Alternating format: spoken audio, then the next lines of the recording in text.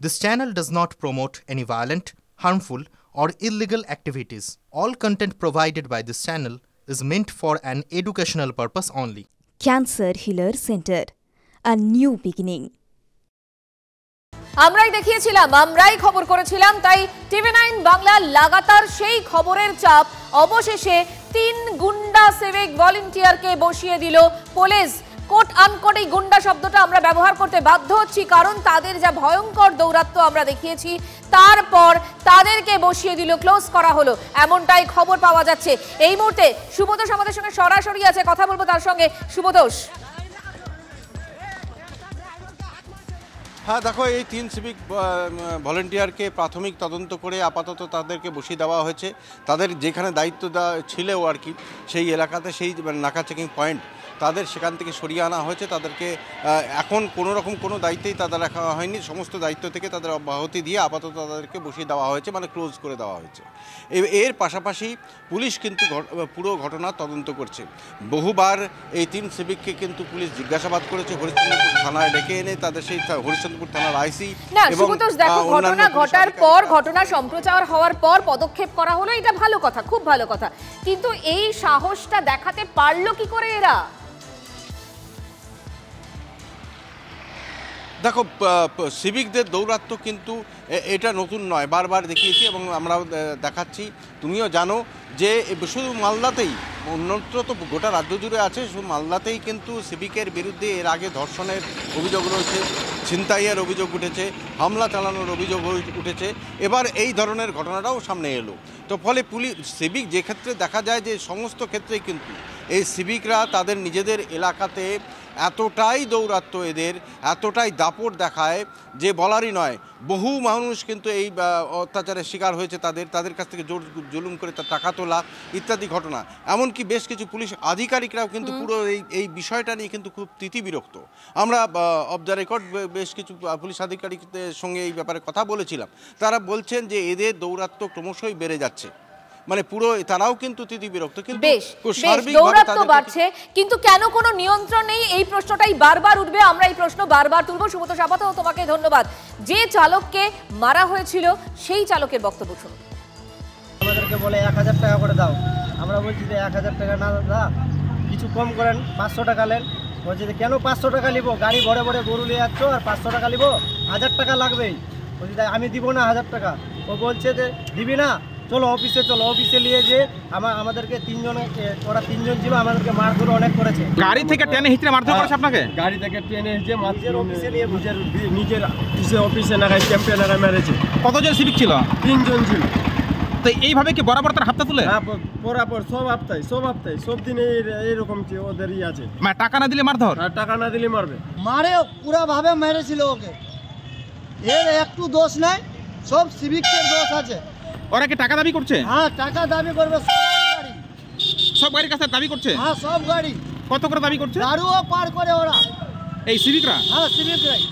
মানে টাকা দিলেই সব পার হয়ে যাবে? হ্যাঁ। যে কথা কিছুক্ষণ আগেই আমাদের মালদার প্রতিনিধি সুবোধোষ বলছিল যে ঠিকই তো, সিভিকের দাদাগিরি নতুন কিছু নয়। এর আগেও বিভিন্ন সময় সিভিকের অত্যাচারের ছবি আমরা দেখেছি। কলকাতায় ন্যাশনাল মেডিকেল কলেজে লাঠি হাতে রোগীর পরিবারের উপর চড়াও হতে দেখা গিয়েছে সিভিক ভলান্টিয়ারকে। হাওড়ার আনিস খানের মৃত্যুতে কাঠগড়ায় উঠেছিল সেই সিভিক ভলান্টিয়ার। আরজিকর যে ঘটনা গোটা রাজ্য কেন দেশ বিদেশ একেবারে নাড়িয়ে দিয়েছিল সকলকে, সেখানেও তো মূল অভিযুক্ত হিসেবে উঠে এসেছিল একজন সিভিক ভলান্টিয়ার। তিলোত্তমা কাণ্ডের প্রতিবাদে রাস্তায় নেমে কলকাতার সিথির মোড়ে সিভিকের দাদাগিরির মুখে পড়েছিলেন আন্দোলনকারী। নদিয়ার শান্তিপুরে সেখানে ফেরিঘাটে ভাড়া নিয়ে বচসার জেরে এক যুবককে মেরে মুখ ফাটিয়ে দেওয়ার অভিযোগও ওঠে সিভিকের বিরুদ্ধে। একাধিক উইন্ডোর মাধ্যমে সেই ছবিগুলো আরো একবার আপনাদের সামনে তুলে ধরলাম আমরা।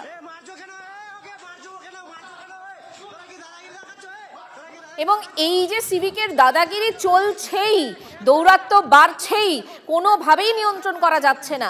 কি ভাবছেন তিলোত্তমার বাবা? আমরা কথা বলেছিলাম। সিভিক ভলান্টিয়ারদের সরাসরি পরিষ্কার কথা বলতে গেলে হচ্ছে তৃণমূলের চামচা। তিনি আমাদের মুখ্যমন্ত্রী এদের প্রশ্রয় দিয়ে এমনকি সগর্বে ঘোষণা করছেন পরীক্ষা না দিয়ে আমার রাজ্যে চাকরি পাওয়া যায়। আমাদের দেশে কি যোগ্য লোক প্রার্থীর এতই অভাব পড়েছে যে অযোগ্য লোককে চাকরি দিতে হবে এবং পার্টির পার্টিকে বাঁচিয়ে রাখার জন্য এবং ভোটে নিজের ক্ষমতা দখল করে রাখার জন্য উনি এই সমস্ত কাজগুলো করছেন। তিলোত্তমার বাবার কথা আপনারা শুনলেন। আমরা কথা বলেছিলাম আনিস খানের আইনজীবীর সঙ্গেও, হাওড়ার সেই আনিস খান যার মৃত্যুতে কাঠগড়ায় উঠেছিল সিভিক ভলেন্টিয়ার। কোনো নিয়োগ পদ্ধতি ছাড়াই কিছু তৃণমূলী গুন্ডাকে সিভিক ভলেন্টিয়ারের নাম করে সরকারি স্বীকৃতি দেওয়া হচ্ছে এবং তাদেরকে দিয়ে ইনফ্যাক্ট এই ধরনের কাজগুলোই করিয়ে নেওয়া হচ্ছে।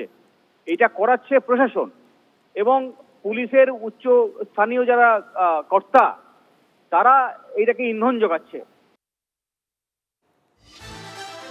এত যখন কথা চলছে, যখন পদক্ষেপ করা হচ্ছে, কিন্তু তবুও দৌরাত্ম্য কমানো যাচ্ছে না, ঠিক সেই রকম একটা সময় সিভিক ভলেন্টিয়ারদের আইন শৃঙ্খলা রক্ষার কাজে ব্যবহার করা যাবে না, শুধুমাত্র ট্রাফিক সামলাতে কাজে লাগানো যাবে। উৎসবের সময়ও ব্যবহার করা যেতে পারে, নির্দেশ দিয়েছে হাইকোর্ট। কলকাতা হাইকোর্টের নির্দেশ, যেটা আরো একবার আপনাদেরকে জানাই, যে সিভিক ভলেন্টিয়ারদের আইন শৃঙ্খলা রক্ষার কাজে ব্যবহার করা যাবে না, শুধুমাত্র ট্রাফিক সামলানো আর উৎসবের সময় ব্যবহার করা যেতে পারে, নির্দেশ দিয়েছে কলকাতা হাইকোর্ট। ওরা বাচ্চা চিহ্নপতি, ওদের বলা হয়েছে টাকা কালেকশন করে, ও টাকা কালেকশন করছে। এখন টাকা কালেকশন করতে গিয়ে মারধর করবে, খুন করবে কি করবে না, এটা তো আর ওদের শিক্ষা নেই। এই সম্পূর্ণ দায় রাজ্যের পুলিশ মন্ত্রীর। আপনার তার বিরুদ্ধে কেন আওয়াজ তুলছেন না? যত দুর্নীতি তিনি করেন প্রকাশ্যে, তিনি বলেন আমি এইসব জানি, তাও হচ্ছে, তাও কোনো ব্যবস্থা নেন না, তার মানেটা কি? তার মানে তিনি উৎসাহ দিচ্ছেন এমন যে কাজ হচ্ছে চালিয়ে যাও, আমি আছি তোমাদের পক্ষে। সুতরাং আপনারা যদি সমালোচনা করতে হয়, সিভিক ভলেন্টিয়ার ছেড়ে দিয়ে এই রাজ্যের যিনি পুলিশ মন্ত্রী তার বিরুদ্ধে সমালোচনাকে নিবদ্ধ করুন। শুধুমাত্র হাইকোর্ট প্রশ্ন তুলেছে বা নির্দেশ দিয়েছে এমনটা কিন্তু নয়। এর আগেও আদালতে এই সিভিক ভলেন্টিয়ার নিয়ে প্রশ্ন উঠেছিল, সুপ্রিম কোর্টেও সুপ্রিম কোর্ট খোদ প্রশ্ন তুলেছিল, যাচাই না করে রাজনৈতিক লোকেদের সুবিধা দিতেই কি সিভিক নিয়োগ, প্রশ্ন তুলেছিলেন সুপ্রিম কোর্টের প্রধান বিচারপতি। সিভিক নিয়োগ নিয়ে রাজ্যের হলফনামাও চেয়েছিল শীর্ষ আদালত। কোন পদ্ধতিতে সিভিক নিয়োগ হয়, মোট কতজন সিভিক ভলেন্টিয়ার রাজ্যে, সিভিক ভলেন্টিয়ারের নিয়োগকারী কে, কোথায় কোথায় নিয়োগ করা হয়েছে সিভিক ভলেন্টিয়ারদের, কিভাবে তাদের ভেরিফিকেশন করা হয়, রাজ্যের কাছে হলফনামা চায় সুপ্রিম কোর্ট। আপনাদের চ্যানেলের মাধ্যমে যখন দেখলাম এবং গোটা বাংলার লোক দেখছে, এটা খুব নিন্দাজনক ঘটনা। এইভাবে করা উচিত হয়নি। আইন বহির্ভূত কাজ, এইরকম ভাবে মারধর করা সাধারণভাবে তাদের এগুলো এখতিয়ার বহির্ভূত, এগুলো তাদের কোনো করার ক্ষমতাই নেই। স্পেসিফিক কমপ্লেন করতে হবে ওই সিভিক ভলেন্টিয়ার যে 2জন কি 3জন ছিল যারা করেছিল, according to the section of law তাদেরকে কেস লিখে অ্যারেস্ট করার দরকার আছে ইমিডিয়েটলি। খুব স্পিডি চার্জশিট দিতে হবে। স্পিডি চার্জশিট না দিলে এটা এদেরকে আটকানো যাবে না। দিদিমণি এদেরকে রেখেছেই এই জন্য, একটা পুলিশে একটা কথা চালু ছিল, রিটায়ারমেন্ট হয়ে যাক, মাইনে নাই দিক, কিন্তু উর্দিটা যেন থাকে, তাহলেই ওদের রোজগার হবে। ঠিক সেরকম ভাবে টিভিকে ছেলেরা দেখবেন, বেশিরভাগ ছেলেরাই, হ্যাঁ আমি সবাইকে বলছি না, এর মধ্যে প্রচুর শিক্ষিত ভালো ছেলেও আছে, তারা কেউ মাইনের জন্য চিৎকার করে না, মাইনের জন্য আন্দোলন করে না, মাইনের দাবিতে এরা পথে নামে না, এদের মাইনে নিয়ে কোনো চিন্তা নেই। কারণ ওরা জানে এই ঠেলা রিক্সা ছোট হাতি থামিয়ে এদের যা চালানোর সেটা চালিয়ে নিতে হবে, এবং সেটা ওরা চালাচ্ছে। সিভিক ভলেন্টিয়াররা একসাথে 2-3টে যদি থাকে তাহলে নিজেদেরকে তো এনএসজি কমান্ডো মনে করে। কিন্তু এই ধরনের ঘটনা আসলে আনট্রেন্ড একদল হুলিগানসকে রাস্তা থেকে তুলে এনে, যাদের কাজ ছিল তৃণমূলের হয়ে গুন্ডামি করা, তৃণমূলের হয়ে মস্তানি করা, সেই সব মালগুলোকে নিয়ে এসে পুলিশের জামা পরিয়ে দিয়েছে, তাহলে সাধু হয়ে যাবে।